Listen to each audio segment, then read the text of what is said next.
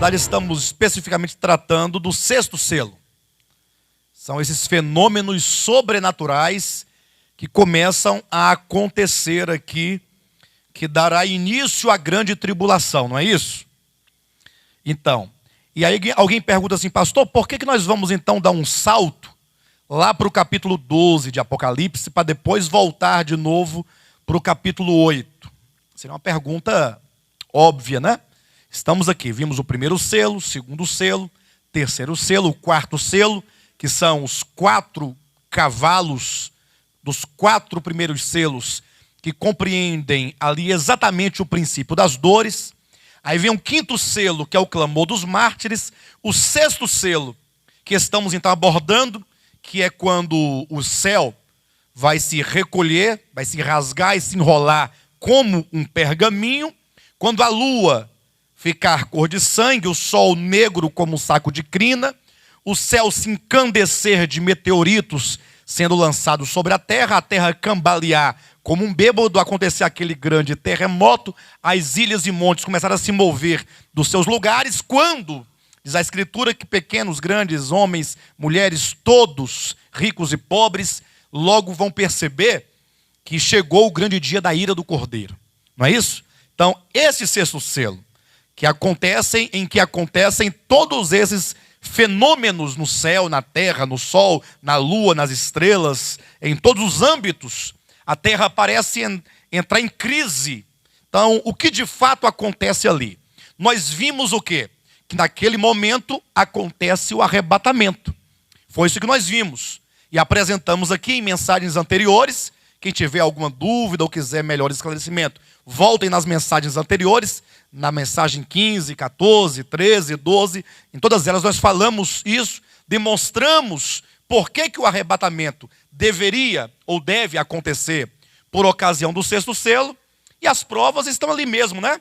No próprio livro do Apocalipse. Primeiro porque os santos vencedores têm a promessa de que não passarão pela grande tribulação. Portanto, se vai começar a grande tribulação, eles devem ser tirados daqui, conforme Apocalipse, capítulo 3, versículo 10. Segundo, que o próprio capítulo 7 de Apocalipse, que vem ali tão logo a narrativa do sexto selo, diz que os santos glorificados de todas as tribos, nações e povos e línguas, agora se encontram diante do trono de Deus e, portanto, se ali estão, é porque, de fato, eles foram arrebatados. Então, houve sim um arrebatamento. Então, é que nós queremos agora, então, dar um salto para o capítulo 12, para demonstrar aqui no capítulo 12 o arrebatamento dos cristãos vencedores. É disso que vamos tratar agora à noite. E a pergunta é, por que saltar do sexto selo, capítulo 6, finalzinho, para o capítulo 12? E a resposta é muito clara.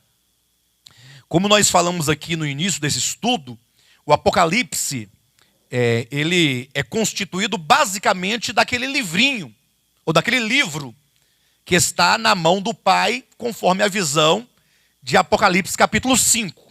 Vocês lembram disso? Que João viu lá que todo aquele cenário no céu, o Pai assentado no grande trono, tendo nas suas mãos um livro selado com 7 selos. Quando então é dito que ninguém podia olhar e sequer abrir aquele livro, foi quando então um dos 24 anciãos disse, João, não chore, porque o leão da tribo de Judá, a raiz de Davi, venceu para abrir o livro. E aí começa efetivamente as revelações dos acontecimentos que terão lugar depois destas coisas, que é a era da igreja. Então a nossa grande expectativa, sobretudo nós que vivemos em Laodiceia, na era de Laodiceia, ou seja, tudo já se passou para trás de Laodiceia. A história da igreja toda já se cumpriu, desde Éfeso, Esmirna, Pérgamo, Tiatira, Sardes, Filadélfia. Estamos em Laodiceia, portanto estamos na expectativa e aí na iminência dos acontecimentos finais, que compreendem aí os últimos 7 anos da história, não é isso? E então, quando o Cordeiro tomou aquele livro, aí começa o abrir dos livros.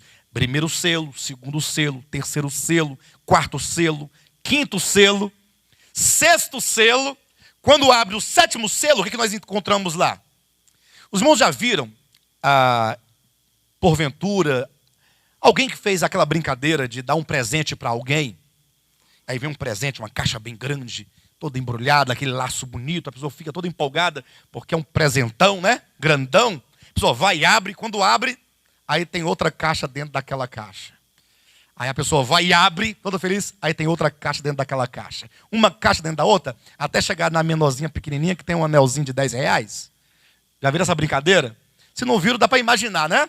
Então, olha como é que funciona os selos do Apocalipse, ou o livro que está na mão do Pai.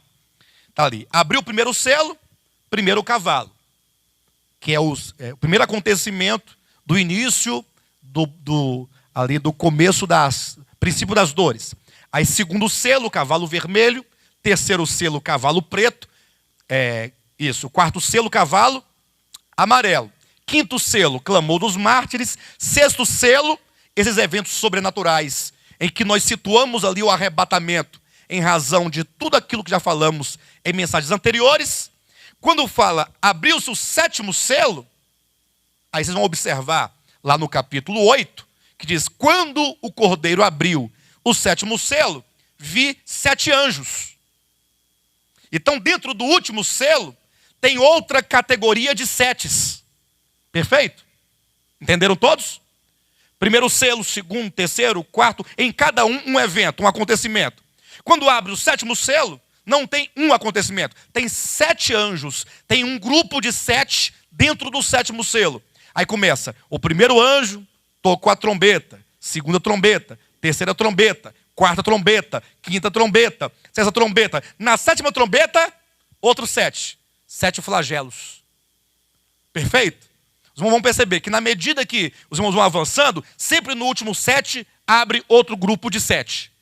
De modo que, ao abrir, atenção, o sétimo selo, ainda que haja lá 7 trombetas, mas o que acontece? Aqui já é o fim, porque não tem um 8º selo. Esse sétimo selo, uma vez aberto, trará a consumação de tudo. Querem ver isso na Escritura? Abra aí em Apocalipse 10. Versículo 7. Basta o versículo 7 para que vocês percebam isso. 10:7 de Apocalipse. Mas, nos dias da voz de qual anjo? Dá uma pausa. Por quê? Pastor, mas que 7º anjo é este? Volta um pouquinho à Escritura. Capítulo 8, versículo 1. Quando o cordeiro abriu o 7º selo, houve silêncio no céu cerca de meia hora.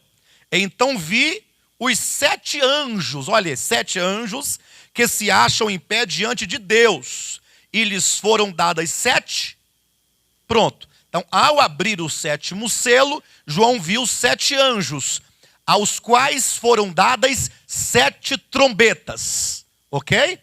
No capítulo 10 diz que nos dias da voz do 7º anjo, o que significa que essa última trombeta não é apenas um dia, mas nos dias da voz, nos tempos em que essa trombeta tocar, o que vai acontecer? O que vai acontecer quando a última trombeta tocar, que é a trombeta do 7º anjo, que já é o final do 7º selo? Porque se o 7º selo tem 7 anjos com 7 trombetas, toca a primeira, a segunda, a terceira, a quarta, a quinta, na 7ª trombeta, agora é a última trombeta, é a última voz. E nada mais há depois da 7ª trombeta. Não há um 8º selo a ser aberto com mais eventos. 7º selo, que tem 7 anjos. O último anjo, a última trombeta. O que acontecerá nos dias da voz do 7º anjo? Capítulo 10, versículo 7. Mas nos dias da voz do 7º anjo, quando ele estiver para tocar a trombeta, o que vai acontecer?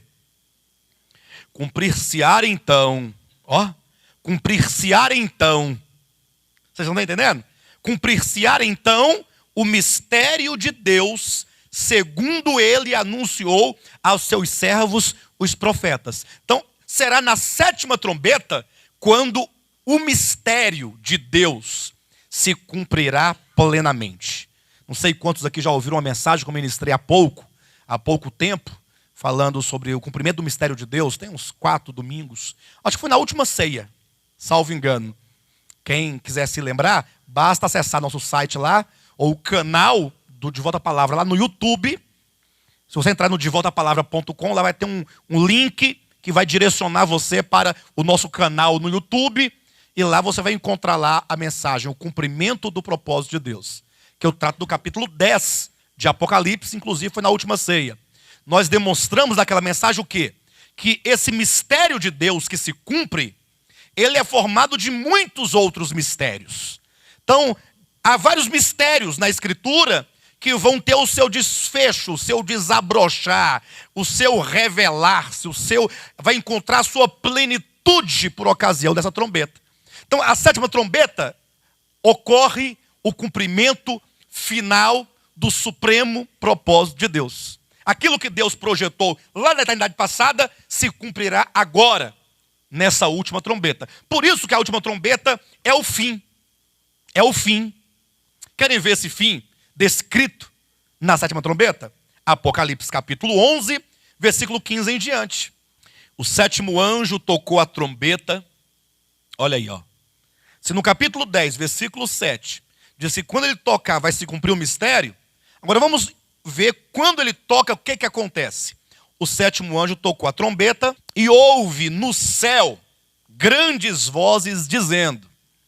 É isso que é interessante, que eu considero. Porque, olhem para mim por um momento. O Apocalipse ele tem dois aspectos. Um aspecto que para nós é revelação. E, portanto, isso gera em nós uma expectativa de que isso acontecerá no futuro. Sim ou não? Entretanto, tem um outro aspecto. É que João, uma vez transportado para o céu, capítulo 4, versículo 1, sobe para aqui e eu te mostrarei o que deve acontecer. Ele sobe, ele entra no céu. No céu tem um trono, tem os 4 seres viventes, tem os 24 anciãos e tem miríades de anjos, não tem? Quando então o cordeiro pega o livro e começa a abrir, imagine, aí nós vamos agora pensar como homens, como um ser humano, que quando se abria diante dos céus, não somente diante de João, era como que um grande telão, como se eles presenciassem, essas cenas que para nós é futuro. Mas é como se eles estivessem presenciando naquele momento, como se ocorresse naquele momento. Tamanha é essa verdade que João sempre diz, olha, eu vi, aí o diabo caiu, aí ele foi amarrado. Ele não diz, não será amarrado. Ele não coloca em tons futuros, mas sempre passado, eu vi quando aconteceu e tal. Então, os céus todos, os anjos, os seres viventes, as criaturas, os 24 anciãos, todos, eles viram isso acontecer. Por isso que, eventualmente, em algumas profecias, diz assim, o sétimo anjo tocou a trombeta. Então, os céus viram isso. E quando tocou, os anjos ali, vendo aquela cena, eles se manifestavam, falando. E João escreveu a manifestação que tais anjos tiveram diante dessas visões e que certamente eles se manifestarão de fato e de verdade quando isso efetivamente acontecer no futuro. Entenderam? Essa relação profética para nós, mas que eles estiveram inseridos lá na época, na visão, como se eles estivessem presenciando no momento. Por isso se diz, o sétimo anjo tocou a trombeta e houve no céu. Então, quando tocou a trombeta lá na visão, houve no céu o quê? Grandes vozes dizendo. Então, os céus vão bradar em cântico, dizendo, o reino do mundo se tornou de nosso Senhor e do seu Cristo, e ele reinará pelos séculos dos séculos. Parece estranho para a maioria das pessoas, né? Que talvez não tenha visão do reino, o reino estabelecido, o reino que foi compartilhado, o reino que foi usurpado, o reino caído e o reino tal, enfim. Porque quando diz o reino do mundo se tornou, isso aqui é o desfecho de um começo. Vocês entendem isso? O reino do mundo se tornou. Porque como é que nós vamos entender? O reino do mundo se tornou do nosso Senhor e do seu Cristo. Aí você faz uma retrospectiva no começo. Volta ao começo. Volta lá no Bereshit, ou no Gênesis, no começo. Porque aqui é o Apocalipse. Mas tem um Gênesis, não tem? Não tem um começo de tudo? Quando lá você vai encontrar o reino dado a Lúcifer, no seu estado de perfeição. Aí ele se corrompe, ele cai, ele usurpa o reino. E aí agora começa uma batalha cósmica, que tem por objeto esse reino. Esse reino, é objeto da disputa entre Deus e o maligno, entre a luz e as trevas, entre o bem e o mal. A história é essa, E não é somente na Escritura que tem essa história. Isso é o interessante, é que mesmo em visões mitológicas, os irmãos perceberem como isso é um conhecimento universal, não restrito a um grupo de pessoas. Se tem essas batalhas, né? Quando um certo Deus lá, chamado Prometeu, roubou o fogo, e deu aos homens, lembra disso? Desse aspecto da mitologia? Ele rouba o fogo, né, dos deuses e entrega aos homens, revela o segredo aos homens. E aí tem uma relação íntima, porque se ele rouba o fogo, ele rouba a luz. Lúcifer quer dizer o quê? Portador da luz, ó. Olha como está tudo amarrado. É tudo. E agora ele revela luz ao homem, portanto, é aquele que revela conhecimento. Por isso de que aquela árvore gera o quê? Conhecimento do bem e do mal. E agora, esse indivíduo lá na mitologia, ele é condenado agora pelos deuses para o quê? Para ficar eternamente sendo comido seu fígado por um grande abutre, né? Enfim, mas lá é lá. Mas veja que essa questão dessa guerra, isso é de um conhecimento universal. Os homens sabem disso por outras vias do conhecimento. Enfim, mas essa é a verdade, essa história de Deus, essa projeção, a luta por esse reino, que foi usurpado. Vem Cristo e diz: chegou o momento de ser expulso o príncipe deste mundo. Ou seja, há um príncipe aqui que deveria ser expulso mediante a morte de Cristo. Ao ressuscitar, ele declara: o reino, todo o poder me foi dado nos céus e na terra. Portanto, a sua ressurreição é a conquista deste reino. Entretanto, agora é dito que ele vai aos céus, ele ascende aos céus, ele é entronizado nos céus, ele recebe o nome que está acima de todo nome, e aí começa um trabalho nos céus de tomar posse do reino. Porque uma coisa é adquirir o reino na sua morte, é a conquista, é receber o poder desse reino na ressurreição, mas na ascensão agora, tomar posse, que é um processo longo, estar tomando posse. Então, no final dessa posse, o que acontecerá? O reino do mundo se tornou efetivamente, voltou plenamente ao controle. Aí a história se une, as pontas se unem agora. O Gênesis se une com o Apocalipse. Aquilo que começou lá se concretiza aqui, as pontas, portanto, se encontram. Por isso é dito: e ele reinará pelos séculos dos séculos. Esse foi o brado que o céu, né, ecoou por ocasião do tocar da sétima trombeta, que é o último evento. E aí diz assim: e os 24 anciãos que se encontram sentados no seu trono, diante de Deus, prostraram-se sobre o seu rosto e adoraram a Deus. Isso aqui, quando então o anjo toca, os céus bradam que o reino se tornou, e aí os 24 anciãos logo tiram as suas coroas e depositam, eles se prostram em cumprimento ao que está no capítulo 4, versículo 9, salvo engano, de Apocalipse, que é dito que quando as quatro criaturas viventes mudarem o seu cântico, da vindicação do Santo, Santo, Santo, é o Senhor dos Exércitos, para aclamá-lo como aquele que, de acordo com a sua vontade, criou todas as coisas. Neste momento, os 24 anciãos, eles se prostram, tiram suas coroas e devolvem aos pés daquele a quem pertence o reino eterno. Porque eles receberam tais coroas, são anciãos, são os primeiros.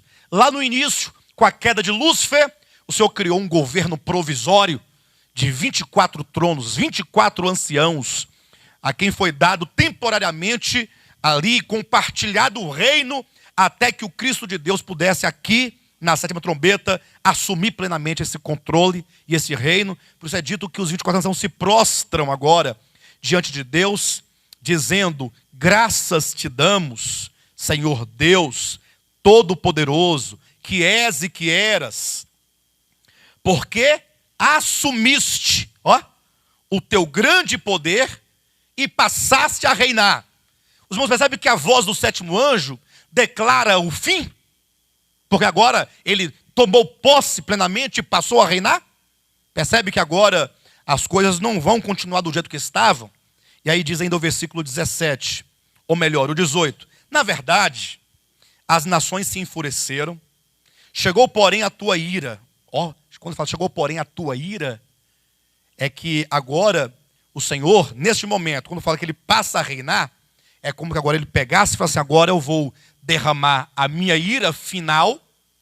A ira final são os 7 flagelos do capítulo 15 de Apocalipse, que é a consumação, quando por fim ele vem e vai colher as vindimas da terra, ele vai colher o restante da messe da igreja, ele vai colher a vindima de homens, como se fosse uvas, ele vai pisar, e o sangue desses homens darão aos freios dos cavalos. Por isso diz assim: chegou a tua ira, e o tempo determinado para serem julgados os mortos. Então veja que essa última trombeta profetiza o fim do fim. Aqui agora acabou, não tem mais nada depois disso. Veio a ira, que é os 7 flagelos do capítulo 15. Veio um tempo determinado para serem julgados os mortos, para se dar o galardão aos teus servos, vírgula, os profetas, vírgula, aos santos e aos que temem o teu nome. Por isso os servos de Deus aqui são classificados em 3 categorias. Quais são? Profetas, santos e os que temem o nome. Isso aqui é um indicativo dos santos do Antigo Testamento, profetas. Os do Novo Testamento, os santos. E os da grande tribulação, os que temem o teu nome. Falaremos disso em pormenores e mensagens bem posteriores, só para os irmãos terem uma ideia. E diz mais: tanto aos pequenos como aos grandes, e para destruíres os que destroem a terra. Portanto, é o fim. Aí diz o versículo 19: abriu-se então o santuário de Deus, que se acha no céu, e foi vista a arca da aliança no seu santuário. Sobrevieram relâmpagos, vozes, trovões, terremotos e grande saraivada. Pronto. Acabou o livro. O livro foi todo aberto. Tanto é que o último versículo fala o quê? Do santuário de Deus e da arca da aliança. A arca da aliança, aqui, nesse contexto, sobretudo, representa a fidelidade de Deus. Como quem diz: olha, tudo que nesse livro está escrito terá o pleno cumprimento segundo a fidelidade. E é o testemunho de Deus aqui, concluindo e dando o desfecho do livro que estava na mão do Pai. Ponto. Aí vem o capítulo 12 ao 22. Pastor, então se o livro que estava na mão do Pai, ele acaba na última trombeta, que é a 7ª, que é o último selo, e ninguém pode dizer que esse livro continua, porque não há mais nenhum selo a ser aberto. Acabou. Eu pergunto para vocês: qual é o conteúdo do primeiro selo? Cavalo branco. E do segundo selo? Ajuda aí. Cavalo vermelho. O conteúdo do cavalo do terceiro selo? É o preto. Do quarto selo? Cavalo amarelo.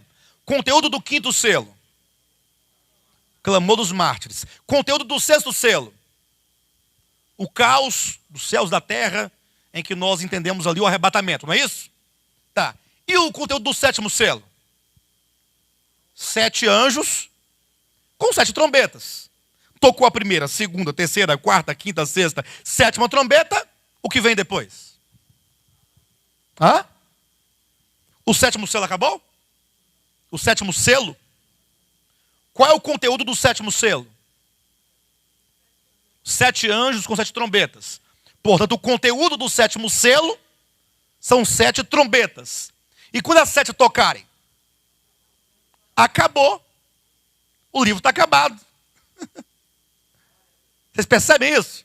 Por isso que nos dias da voz do sétimo anjo, o mistério de Deus se cumprirá. Os flagelos faz parte da 7ª trombeta. O tocar da 7ª trombeta, nós lemos agora, será o momento em que ele passa a reinar efetivamente. Aí chegou o momento da tua ira e o tempo determinado para se dar o galardão aos servos, profetas, aos santos, aos que temem o teu nome, para julgar os mortos e para destruir os que destroem a terra.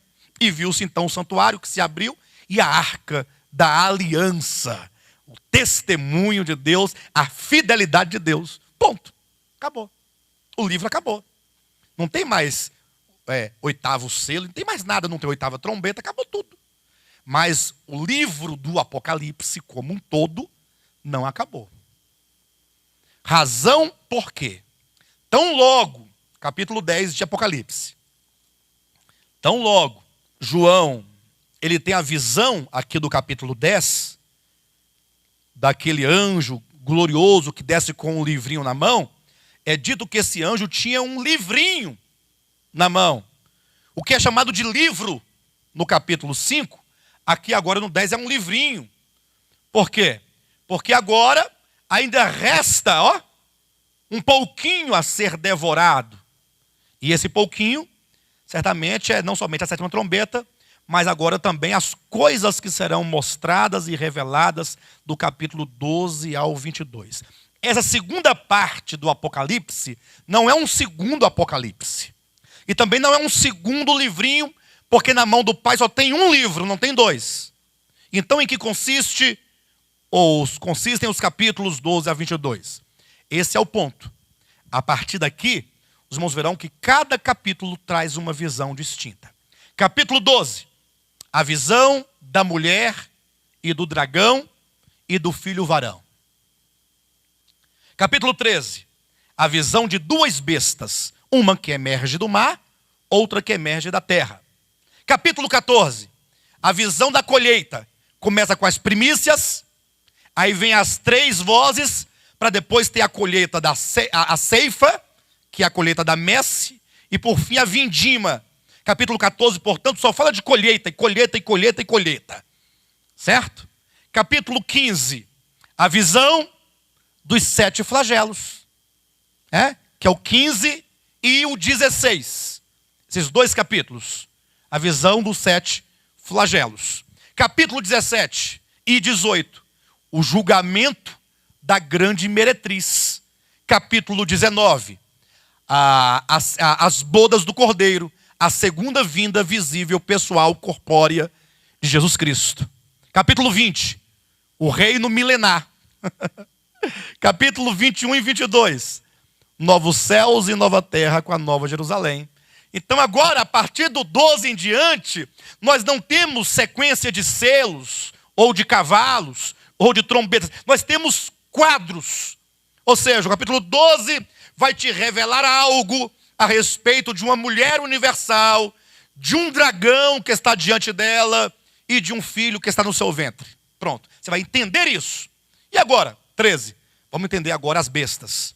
Porque tudo isso estão lá dentro dos selos, Estão lá dentro, fazem parte do princípio das dores, fazem parte da grande tribulação. São eventos que estão lá dentro e que agora eles vão receber um olhar especial sobre aspectos especiais para que você compreenda. Então, como, por exemplo, o arrebatamento acontece, inevitavelmente no 6º selo, aqui no capítulo 12 e no capítulo 14, vai nos dar a visão de como se dá esse arrebatamento.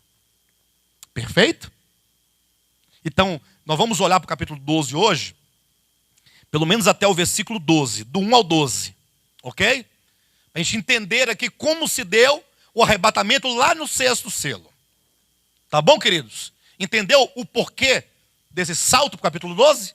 Porque o capítulo 12 não é uma sequência, mas é um quadro profético em que se apresenta de um modo particular o arrebatamento dos cristãos vencedores, como também o capítulo 14. Veremos hoje o capítulo 12, se der tempo na outra semana o capítulo 14. Voltamos depois lá para o 7º selo, vamos continuar na sequência e vamos seguindo assim, a gente vai fazendo esse salto para ir buscando esses quadros complementares. Perfeito? Alguma dúvida com respeito ao livro que se esgota no 7º selo? E dos demais capítulos que se seguem do 12 ao 22? Alguém ficou sem entender o que foi dito? Alguém tem alguma ponderação a fazer? Podem falar, viu, queridos? Tá tudo bem? Perfeito? Então vamos para o capítulo 12. Viu-se grande sinal no céu, a saber, uma mulher vestida do sol, com a lua debaixo dos pés e uma coroa de 12 estrelas na cabeça, que achando-se grávida, grita com as dores de parto, sofrendo tormentos para dar à luz. Viu-se também outro sinal no céu, e eis um dragão grande, vermelho, com 7 cabeças, 10 chifres, e nas cabeças 7 diademas. A sua cauda arrastava a terça parte das estrelas do céu, as quais lançou para a terra, e o dragão se deteve em frente da mulher que estava para dar à luz, a fim de lhe devorar o filho quando nascesse. Nasceu-lhe, pois, um filho varão, que há de reger todas as nações com cetro de ferro. E o seu filho foi arrebatado para Deus até o seu trono. A mulher, porém, fugiu para o deserto, onde lhe havia Deus preparado lugar, para que nele a sustentem durante 1260 dias. Houve peleja no céu. Miguel e os seus anjos pelejaram contra o dragão, também pelejaram o dragão e os seus anjos. Todavia não prevaleceram, nem mais se achou no céu o lugar deles. E foi expulso o grande dragão, a antiga serpente, que se chama Diabo e Satanás, o sedutor de todo o mundo. Sim, foi atirado para a terra, e com ele os seus anjos. Então ouvi grande voz do céu proclamando: agora veio a salvação, o poder, o reino do nosso Deus e a autoridade do seu Cristo, pois foi expulso o acusador de nossos irmãos, o mesmo que os acusa de dia e de noite diante de nosso Deus. Eles, pois, o venceram por causa do sangue do Cordeiro e por causa da palavra do testemunho que deram, e mesmo em face da morte não amaram a própria vida.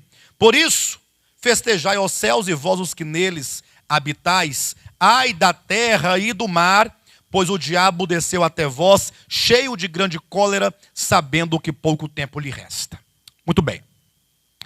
Eu quero começar a exposição dessa porção falando negativamente acerca dele.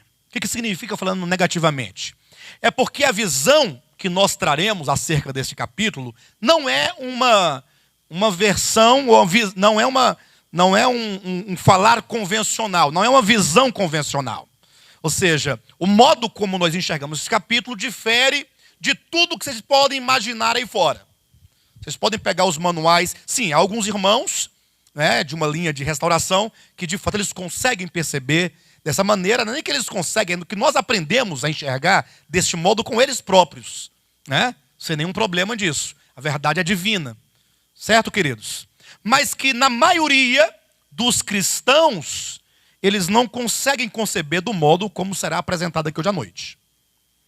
Então, antes de nós declararmos o sentido desse texto, nós temos que fazer perguntas a essas linhas de escatologia para que nós possamos nos certificar de que, de fato, o olhar deles é um olhar equivocado. Vocês podem olhar em vários manuais de escatologia, comentários bíblicos, irmãos perceberão que é tudo diferente. Bem, basicamente são dois olhares diferentes sobre esse capítulo, essa porção que acabamos de ler, que tem umas diferenças entre uma e outra, mas que no final dá no mesmo lugar. Uma é a visão, ou o viés, que defende que essa mulher vestida de sol fosse Maria. Então, há essa visão. E aí os irmãos já sabem de onde procede essa visão. Da Igreja Católica Apostólica Romana. Eles, inclusive, conseguem ver aqui a ascensão de Maria. Já ouviram falar de Nossa Senhora da Assunção. Quem já ouviu falar nesse nome?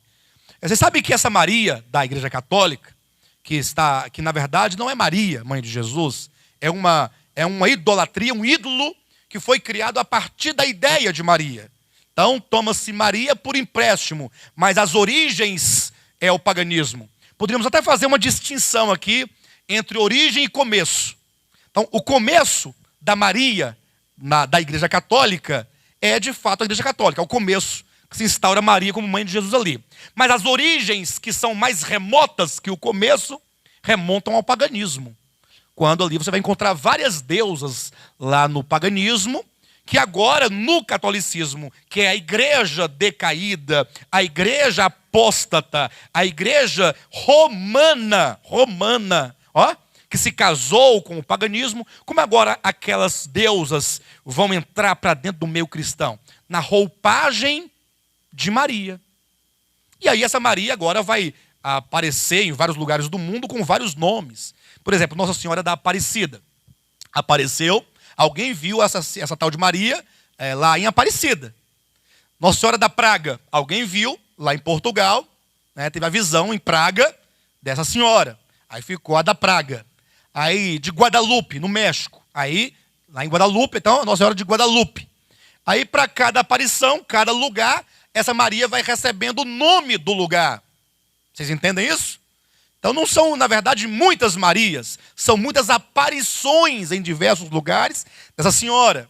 De modo que aqui no capítulo 12 se cria a ideia de que Maria tenha gerado a Cristo, né, o Filho de Deus, no seu ventre segundo a carne, e então tenha se mantido após isso virgem, como se José nunca tivesse coabitado com Maria, mesmo depois de casados, foi mantida a sua virgindade. Isso vai de encontro ao que está em Lucas capítulo 2, versículo 7, quando diz que José não conheceu Maria até que lhe nasceu o seu filho primeiro, o seu filho primogênito. Então, duas declarações. Primeiro, que Maria teve mais filhos. Do contrário, não se diria do seu único filho primogênito. Porque o único filho não pode ser primogênito, só pode ser unigênito. Mas a Escritura fala seu filho primogênito. Portanto, é uma palavra que declara que houve mais filhos. E também o texto diz que José não a conheceu até que nasceu o menino Jesus. Mas depois ele veio a conhecê-la. Portanto, então eles falam de uma suposta Maria que tenha permanecido virgem, supostamente. É lógico que isso é um dogma, isso não pode ser provado pela Escritura, e que num dado momento depois da na sua virgindade continuada, ela foi assunta aos céus. O seu próprio filho a levou para os céus, em glória. E olha que está na Bíblia. Aí eles vêm aqui no capítulo 12. Olha aqui, ó, essa mulher no céu, gloriosa, com estrela na cabeça, lua, sol, né, grávida, ó. Já representa aqui ela grávida do menino Jesus. Então seria esse simbolismo. Vocês entendem aqui? Então o catolicismo romano consegue ver aqui Maria. E o menino no ventre seria o menino Jesus, só que nasceu, tal. Enfim, tá bom. Esse é um pensamento. Mas vamos então pensar isso. Não vamos dizer primeiro que não é. Nunca diga não é, nunca. Porque seria tolice de qualquer um de nós, você de antemão falar assim, está errado. Então você já se fechou, não está disposto a entender algo. Então você fala assim, bem, pode ser que seja, mas vamos ler o texto com mais atenção, vamos questionar o texto, vamos apertar o texto, ele vai ter que falar tudo para nós. E se no final ele falar que é Maria, então é Maria, o que tem? Por que não pode ter Maria na Bíblia? Pode, tem Paulo, tem Pedro, tem João, tem Tiago, tem Moisés, não pode ter Maria? Quem aqui é contra Maria? Levanta a mão. Contra? Ninguém? Nem eu. Maria, a serva do Senhor, que deu à luz a Jesus, o verbo encarnado, portanto, segundo a carne, foi uma serva de Deus, digna de ser aplaudida pelo mundo de então e todos que viriam depois. A Escritura declara isso. E de ser exemplo para nós. Exemplo de obediência, de submissão, de entrega a qualquer custo. O que é que tem? Agora, mariolatria é outra coisa. Aí já é outro departamento. É fazer uma imagem, falar que eu tenho que me curvar diante dela, porque ela é mãe de todos nós, e que ela é mãe de Deus, aí é outra conversa. Então temos que estudar essa questão na Bíblia. Bem, mas vamos questionar o texto. Bem, mas tem uma outra visão, um outro viés, por onde se olha, e se percebe o capítulo 12, é que essa mulher seria Israel, a nação de Israel, que por muito tempo esteve a aguardar e a gerar esse menino no seu ventre, esse filho varão, que é Jesus Cristo. Então veja que tanto na visão de Maria ou na visão de Israel, na visão do catolicismo romano ou da maioria dos cristãos evangélicos, protestantes, pentecostais, né, embora sejam diferentes, Maria e Israel, mas o filho vai ser o mesmo. E eles vão situar o cumprimento dessa profecia no mesmo ponto da história. Então, a visão é basicamente, a interpretação é a mesma, com a diferença de que a mulher aqui seria Maria e aqui seria a nação de Israel. Mas todo o restante seria a mesma coisa. E nós dizemos, não, nós não podemos concordar que essa mulher seja Maria, e muito menos Israel, e menos ainda que o filho seja Jesus Cristo. Por quê? Vamos considerar isso dentro do texto. Interessante que o texto, e somente esse texto do capítulo 12, João não diz vi. Todo o restante vai vir. Vi uma besta que emergia, vi um anjo caindo do céu, vi quando o cordeiro, vi. Mas no capítulo 12 ele diz, viu-se. Grande sinal no céu. E eu pergunto, quem viu? Vamos corrigir. Viu-se grande sinal no céu. Onde é que está o sujeito dessa oração aqui, hein? Viu-se um grande sinal no céu. Hã? Ele. E onde? Constrói a frase com ele aí, vai lá. Ele viu-se grande sinal no céu, tá certo? Não tem ele aqui. Viu-se. Quem viu-se? Eu viu-se? Tu viu-se? Ele viu-se. Nós viu-se. Vós viu-se. Eles viu-se. Não tem nenhuma pessoa aqui como sujeito. Ah, não, o sujeito está oculto. Não, o sujeito oculto, entenda, ele existe. O sujeito oculto existe. Ele só não está expresso na oração. Mas você pode subtendê-lo. Portanto, nenhuma das pessoas, eu, tu, ele, nós, encaixa aqui. Portanto, ele não está nem expresso nem oculto aqui. Ah, é sujeito indeterminado. Alguém viu. Alguém viu-se? Não. E aí vem uma dica para vocês que gostam de fazer concurso. Isso é muito bom. Esse C aí, ó, viu-se. Esse C né, é uma partícula apassivadora do sujeito. SC, né? Desculpe-me. Falei CS, né? Não, é esse SE, esse CSE é uma partícula apassivadora do verbo. Então você leria assim: um grande sinal no céu foi visto. Foi visto. Por quem? Foi visto um grande. Então o sujeito é o grande sinal no céu. Um grande sinal foi visto. E eu fiquei pensando, meu Deus do céu, João não diz vi, ele diz foi visto um sinal. Isso porque, muito provavelmente, essa visão aqui, não a visão exata de uma mulher, com as estrelas, com o sol, com a lua, mas ele colocou aqui de tal modo que o princípio dessa visão, que é o princípio da guerra, que é o princípio do vencedor, que é o princípio do vencedor ser gerado no meio de um povo, isso foi percebido por muitos ao longo de muitos tempos. Não se pode situar quando, nem quem exatamente. Mas esse sinal, ele foi visto, ó. Pode ter sido pelos antigos, bem da antiguidade, os do Antigo Testamento, perceberam isso. Depois, quem sabe, os próprios apóstolos também perceberam isso. E agora é dado em visão para que muitos percebam esse sinal, distinga esse sinal, possa elucidar esse sinal, interpretar um sinal, ó. Essa mulher é um sinal. Ou seja, essa mulher não é uma mulher, ela representa. Por isso diz, viu-se um grande sinal no céu. Versículo 3, viu-se também outro sinal no céu. Então João coloca bem claramente aqui no capítulo 12, de um modo bem particular. Essa mulher que compreende não somente ela mesma em si, mas o filho que está dentro dela, tanto quanto aquilo que a veste, sua indumentária, sua coroa, seus calçados são a lua, o sol é o seu vestido, e as estrelas uma coroa. Então toda essa mulher, do modo como ela se veste, o seu estado de gravidez, os sofrimentos que ela tem para gerar esse filho, é um sinal. Perfeito? O que é um sinal? Já falei aqui várias vezes, mas sempre é bom repetir, né? O que é um sinal? Por exemplo, quando poderíamos ilustrar com o semáforo, que é um sinal.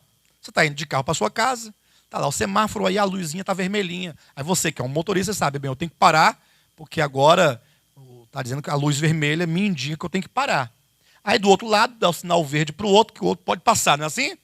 Mas tem uma criancinha dentro do seu carro, um menininho pequenininho, bem pequenininho, tão pequeno, que ele fica assim, olhando para aquela luz vermelha, ele acha tão linda aquela luz vermelha. Só que ele não sabe o que aquela luz vermelha quer dizer. Mas ele sabe que a luz vermelha é bonita. Então, e você, quando olha, você não vê uma luz vermelha. Eita, uma luz vermelha. Não, você sabe, eu preciso parar. É porque você, que é o motorista, você distingue logo pelo sentido. E a criança, perdendo o sentido, fixa-se na materialidade da coisa. Um sinal é algo que em si mesmo é algo, mas que tem uma alma, tem um espírito, tem um significado. Por isso a palavra sinal está em significado. Aquilo que representa. Então você não pode se prender à matéria da visão, mas ao significado, ao sentido da visão. Então você logo terá de esquecer a mulher e ver outra coisa, ver o que ela representa. Logo você terá de deixar o menino de lado e ver o sentido. Entende isso?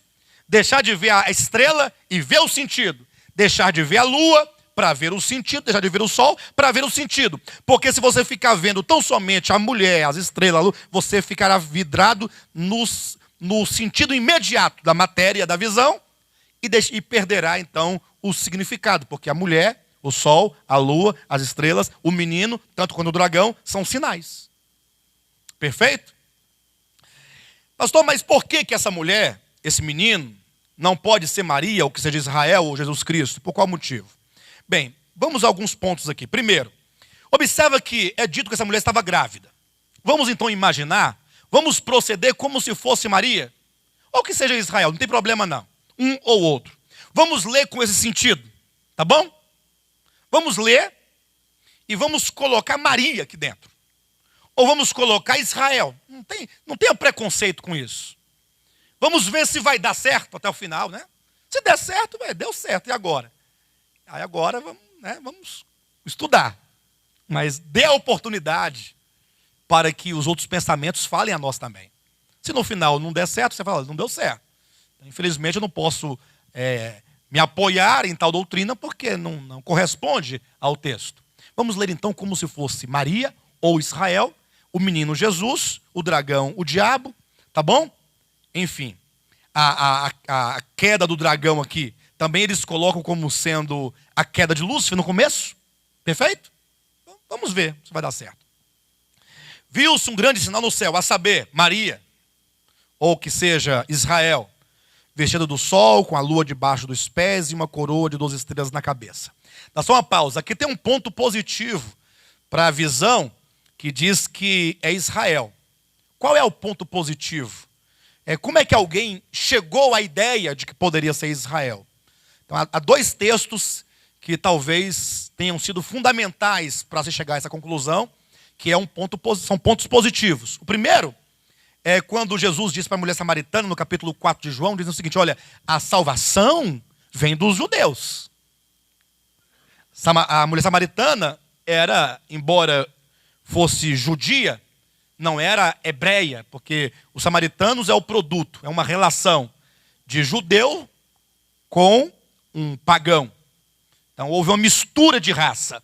Aí Jesus fala para a samaritana, olha, a salvação vem dos judeus. Então ele falou, se a salvação vem dos judeus, então esse menino que é Jesus, vem de quem? De Israel. Ó.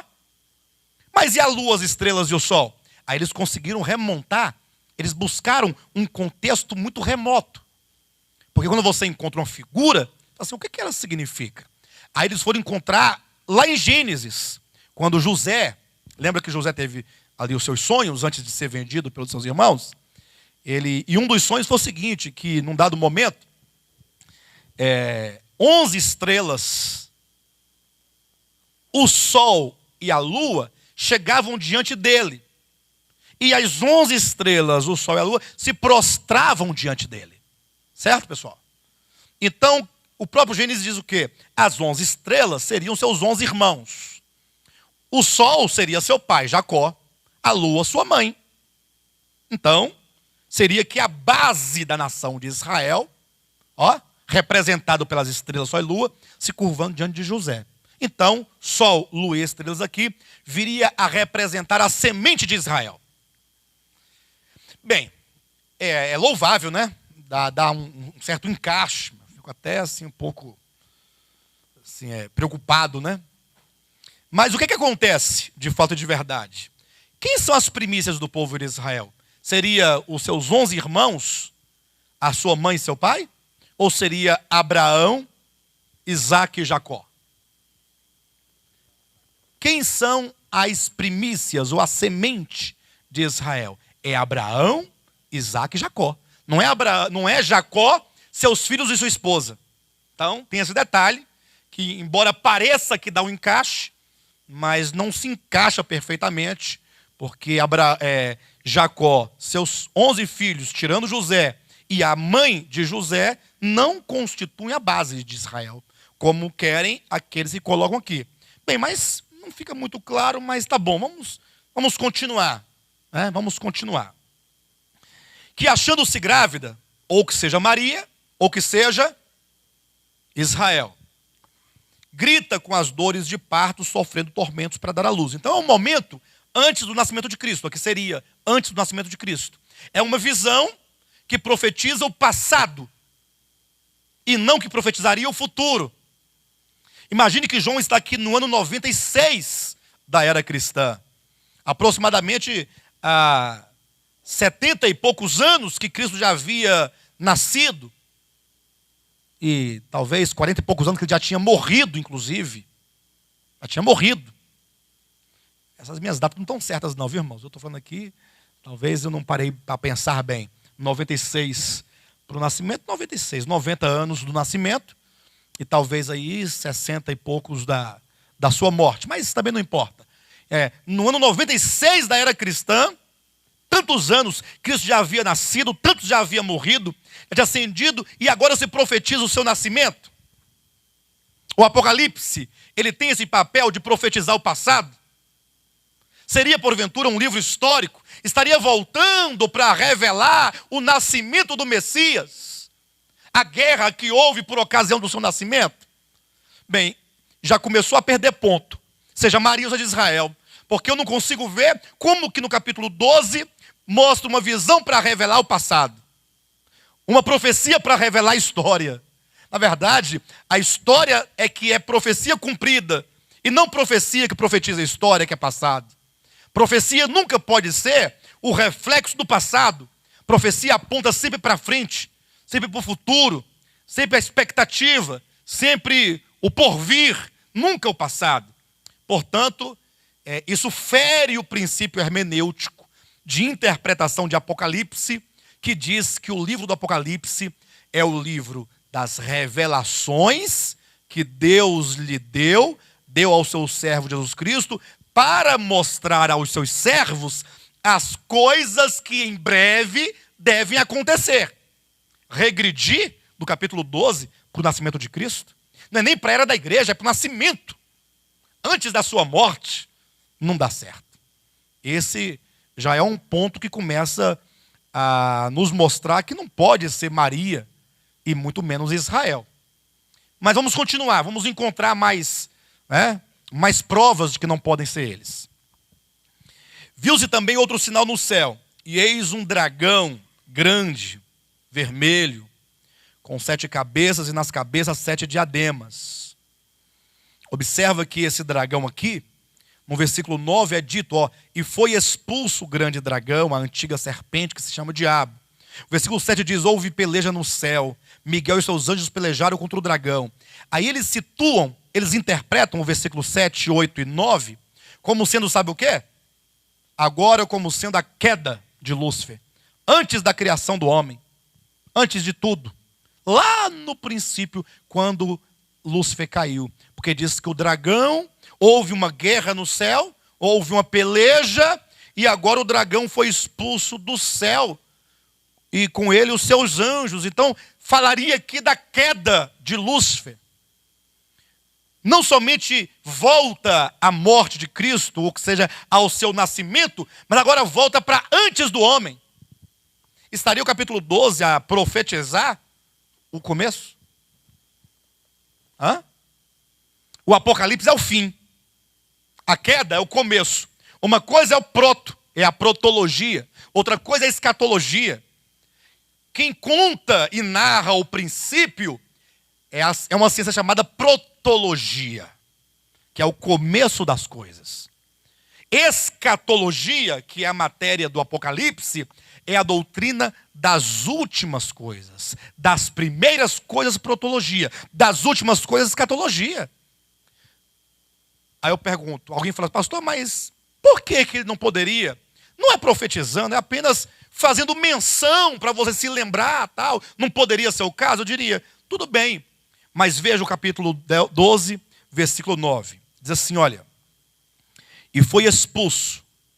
Quem foi expulso aqui? O grande dragão. Em que ocasião?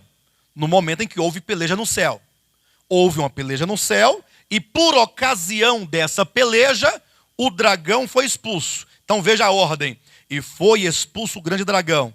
Quem é ele? Opa. Então aqui olha a ordem. Não é dito que foi expulso Lúcifer. Também não é dito que foi expulso a serpente. É dito que foi expulso o grande dragão. Vírgula. Aposto explicativo. Quem é esse grande dragão? É a antiga. Agora sim, a antiga serpente te leva à ideia da queda do homem.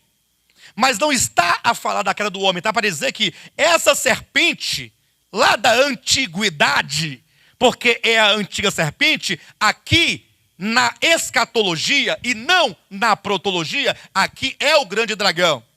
O grande dragão do Apocalipse é a antiga serpente do Gênesis.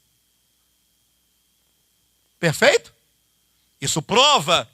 E quem cai aqui não é a serpente. E também não é Lúcifer. É o grande dragão. E para que você saiba quem é o grande dragão, ele diz, este grande dragão é a antiga serpente, que sendo serpente lá no Éden, foi comendo pó e mais pó, porque é dito que as maldições que recaíram sobre a serpente é que ela arrastaria todos os dias de sua vida o seu ventre no pó e comeria pó todos os seus dias. Essa serpente agora foi comendo pó e comendo pó e comendo pó e, portanto, se alimentando de homens. O homem criado do pó da terra. Essa serpente bebeu o sangue de muitos homens de Deus aqui da terra, foi devorando o sangue dos profetas, dos mártires. E essa serpente foi crescendo e foi engordando, até de serpente se transformar num dragão grande, gordo e vermelho. É uma figura. O dragão grande e vermelho é a antiga serpente que se desenvolveu, que está no estágio final. Vocês percebem isso? Portanto, aqui o texto não pode situar no começo, mas no final. São evidências que estão no próprio texto. Mas tem evidências muito mais fortes do que essa. É lógico que essa aqui, ela está se apoiando em outras mais fortes. Por exemplo, quando diz aqui, olha, capítulo 12, versículo 7. Houve peleja, no céu. Versículo 8.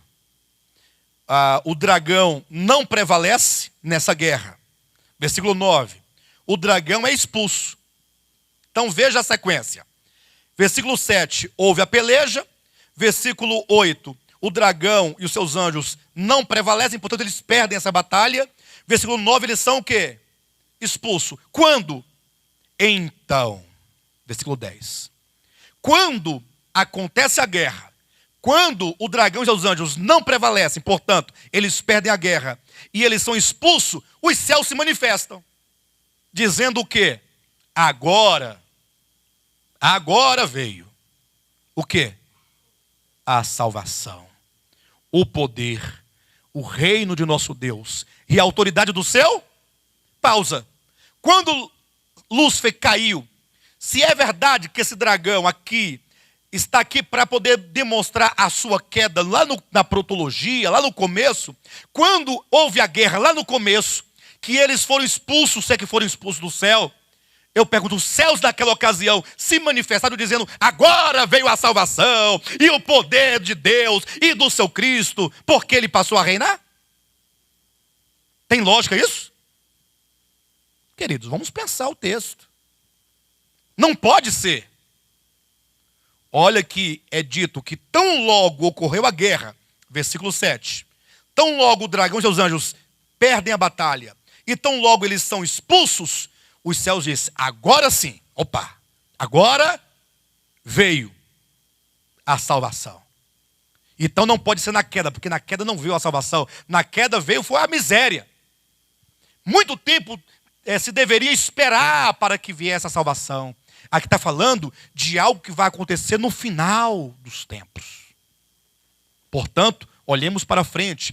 Agora sim, com a guerra, com a não prevalecência dos anjos caídos e com a expulsão do dragão e dos seus anjos do céu, agora veio a salvação. Agora sim veio o poder. Agora veio o reino. E agora veio a autoridade do seu Cristo. Pois foi expulso quem? O acusador de nossos irmãos. Então, ele aqui, quando cai, ele já era o acusador dos irmãos. Portanto, se essa visão se refere ao começo, que irmãos eram esses a quem ele acusava? Percebem, queridos? Então vejam que aqui é uma guerra, é uma peleja, será uma expulsão que está ainda por acontecer. Porque o texto não permite você olhar para trás, somente para frente. Ok, pessoal? Aí veja o versículo 12. Por isso o quê? Porque o dragão perdeu, porque o dragão foi expulso. Por isso, festejai, ó céus. Então agora as vozes dizem, céus, podem festejar. Por quê? E vós os que habitais na terra. É dito, vocês da terra, vocês dos céus, podem festejar. Ai da terra e do mar, pois o diabo desceu até vós, cheio de grande cólera, sabendo que pouco tempo, quando ele caiu lá no início, poderia dizer, alegrai-vos, ó céus? Quando ele caiu lá no começo, se poderia dizer, alegrai-vos, habitantes da terra, porque o diabo desceu até vós, cheio de grande cólera, sabendo que pouco tempo lhe resta? Pessoal? Gente, querer que esse texto se refira ao passado, é anular o texto. Tem que fazer outro texto. O texto não permite.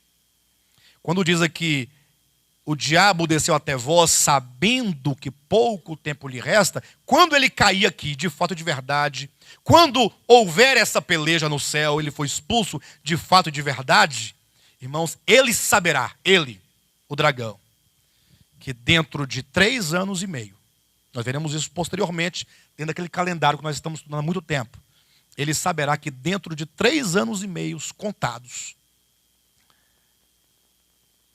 ele vai ser lançado na prisão. Ele sabe disso. Por isso que ele está cheio de grande cólera. Razão por quê? Ele está o que agora no capítulo 12, versículo 1? Ele está diante da mulher. Capítulo 12, versículo 1. Viu-se grande sinal no céu, a saber, uma mulher vestida do sol, com a lua debaixo dos pés, uma coroa de 12 estrelas na cabeça, que achando-se grávida, grita com as dores de parto, sofrendo tormentos para dar à luz. 3. Viu-se também outro sinal no céu, E eis um dragão grande e vermelho, com 7 cabeças, 10 chifres, e nas cabeças 7 diademas. A sua cauda arrastava, não diz que a sua cauda arrastou, mas arrastava, porque já vinha de muito tempo, né? Arrastava até essa parte das estrelas do céu, as quais lançou para a terra. E o dragão se deteve de frente à mulher que estava para dar à luz, a fim de lhe devorar o filho quando nascesse. Está aqui o dragão parado diante da mulher. Até então, ele não está preocupado com a mulher. Ele está preocupado com o filho. Ele sabe que quando esse filho nascer, ele será arrebatado. E ele sabe que quando ele for arrebatado, ele será expulso. E ele sabe que sendo ele expulso, porque o filho foi arrebatado, pouco tempo lhe restará.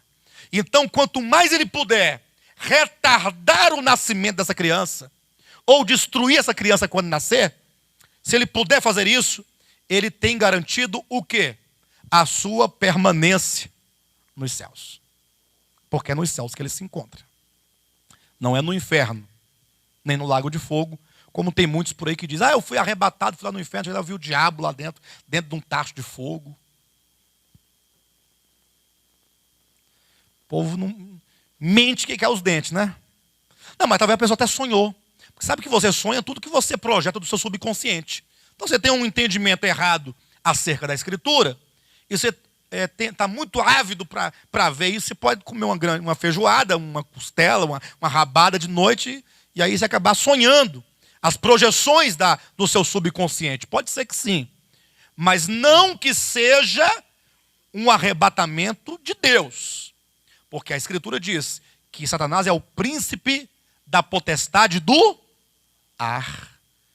Eles estão nos ares, e de lá eles serão expulsos somente por ocasião do arrebatamento do filho varão. Mas veja que é dito no versículo 5 assim, nasceu-lhe, pois, um filho varão.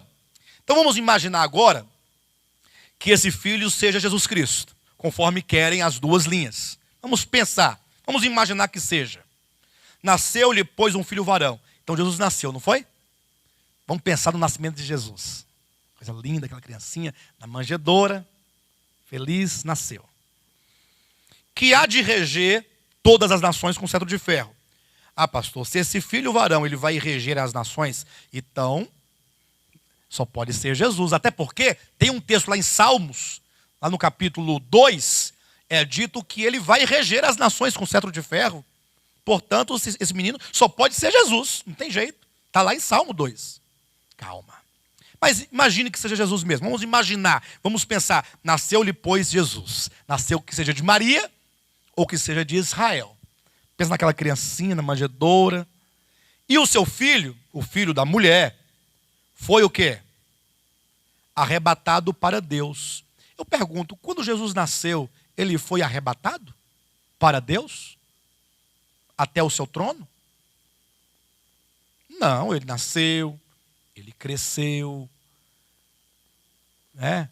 Eles fugiram para o Egito, Maria levou o menino com ele, ou com ela, de lá eles voltaram, foram para Nazaré, onde o menino cresceu, aos 12 anos estava lá no templo, depois aos 30 anos foi batizado, teve os seus 3 anos de ministério, ao cabo do qual foi crucificado, morto, sepultado, ressuscitado, e aí ele foi o quê?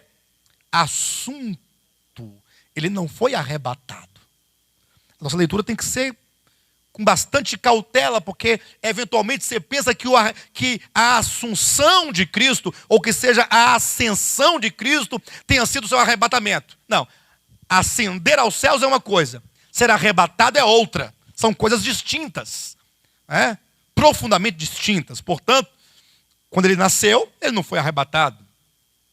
Mas tudo bem, que fosse Jesus e que esse arrebatamento fosse a sua ascensão 30 anos depois. Nós temos que imaginar sendo bastante generoso para que você perceba claramente que não pode ser, para que ninguém te acuse, assim, você também não deu nem oportunidade para a gente poder provar nada, né?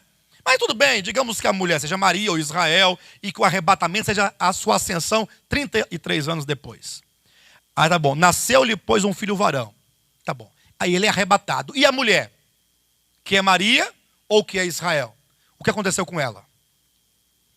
Ela fugiu para o deserto. Quando Cristo ascendeu aos céus, Maria fugiu para o deserto. Hã?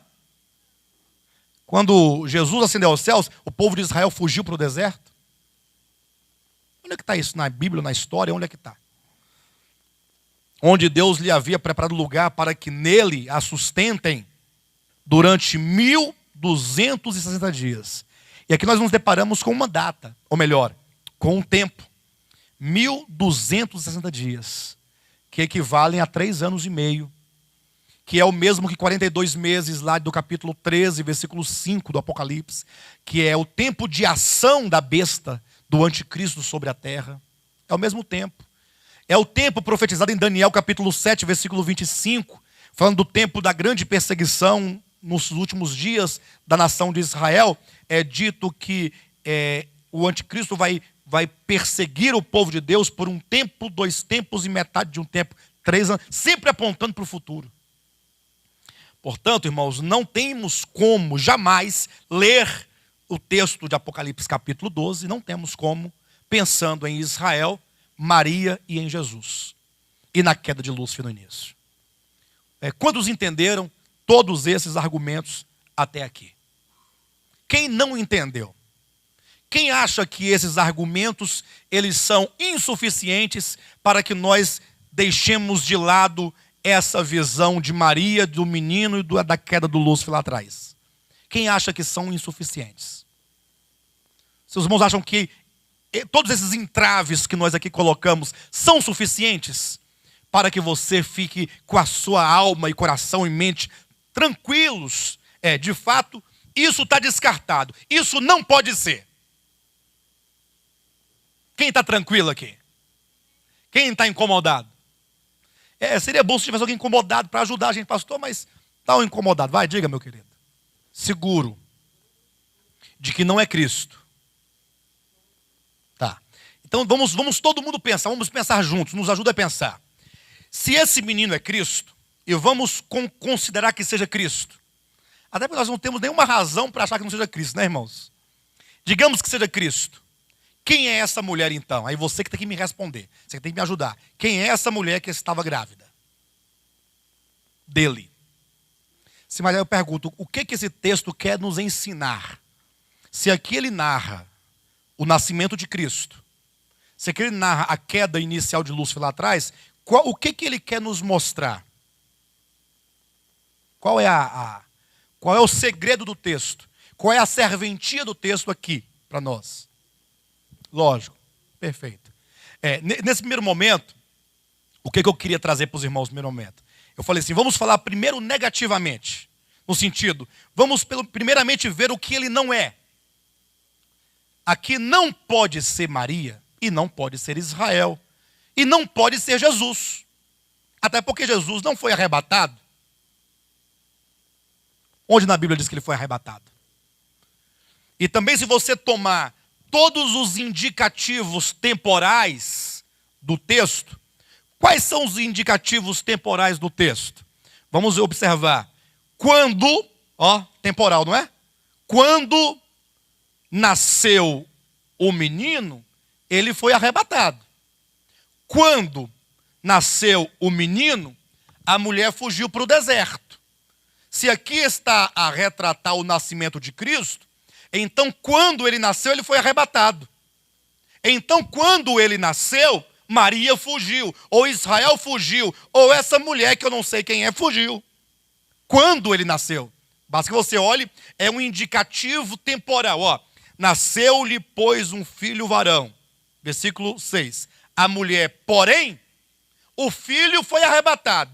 E a mulher, porém, fugiu. Aqui cria um contraste. O filho sobe, a mulher foge. Quando é que o filho sobe? Quando nasce. Quando é que a mulher foge? Quando o menino sobe. Perfeito? Ela fugiu do dragão. O dragão que não é a serpente, é a antiga serpente. Pois não? Sim. Nós estamos aqui descartando negativamente o que não é. Porque existe uma visão tradicional. Se vocês lerem o comentário bíblico, se você pegar o Champlin, se você pegar os manuais de escatologia, vão sempre indicar que esse texto estaria a nos falar do nascimento de Cristo, da queda de Lúcifer. Nós estamos tirando isso de cena. Porque você não pode construir enquanto tiver um tijolo no meio. Você tem que tirar todo a parede, a barreira e o entulho, limpar. Pronto, agora está tudo tirado. Agora vamos começar a construir a partir do próprio texto. Porque nós usamos o texto para dizer o que não é. Ou seja, o próprio texto está dizendo que a visão que dizem que é, não é. Perfeito, queridos?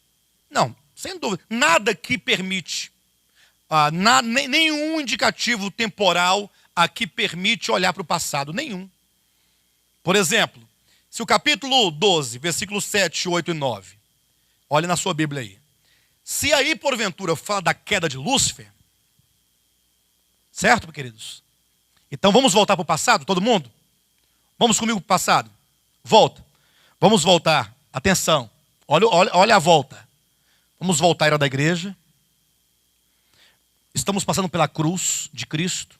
Estamos voltando. Estamos voltando no ministério de Cristo. Estamos voltando no nascimento de Cristo. Ó. Estamos voltando no tempo do exílio do povo de Israel em Babilônia.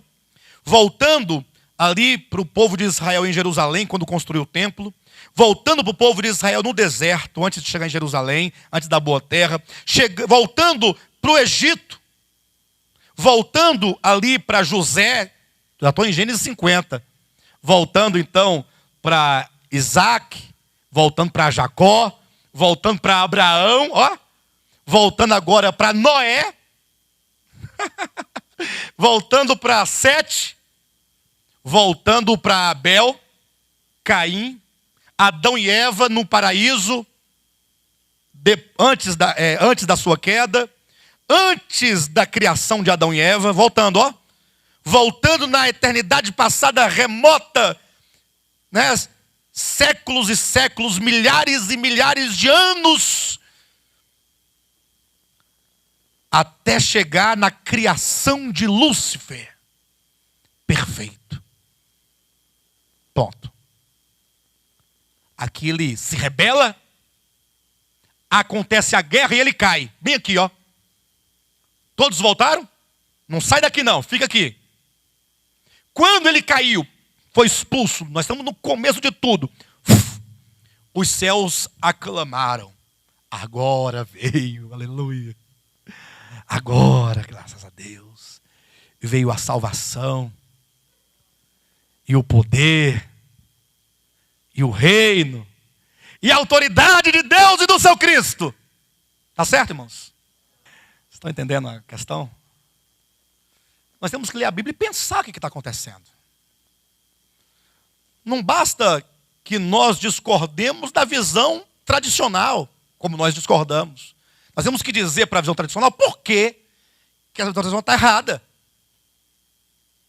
Temos que dizer. Volta lá no início, de novo. Quando diz que houve a guerra e ele foi expulso, e agora então veio a salvação, o poder, pois foi expulso o acusador de nossos irmãos. Quem é que ele acusava antes disso? E agora ele desceu até vós, habitantes da terra. Nós nem existíamos ainda, porque Adão não tinha sido criado.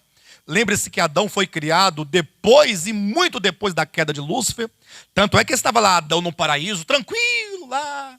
Comia uma maçã, comia uma pera, partia uma melancia no meio. Vermelha, doce, chega dói aqui, tão doce que era. Ele comia de concha a melancia assim, ó. E Eva lá, andando, de repente, quem é que ele encontra lá na árvore do conhecimento do bem e do mal?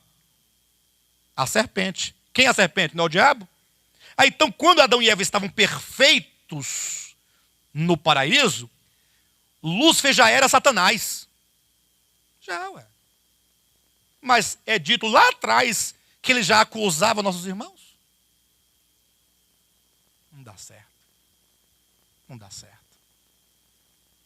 Não dá certo. Bem, Aí quando então ele foi expulso, lá no início, vamos lá. Ai de vós que habitais na terra. Vós.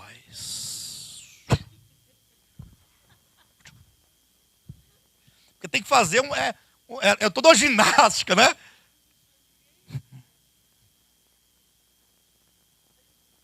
O diabo desceu até vós, cheio de grande cólera. Pensa numa raiva que ele está lá atrás.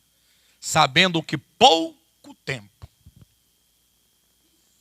lhe resta. Não, querido, isso aí não. Aí não dá. Não dá, não. Não dá nem para continuar, porque o tempo acabou. Bem, por todos os efeitos, irmãos, tem uma semana aí, ó, para levantar todas as provas escriturísticas, exegéticas, hermenêuticas do capítulo 12. Quem quiser trazer,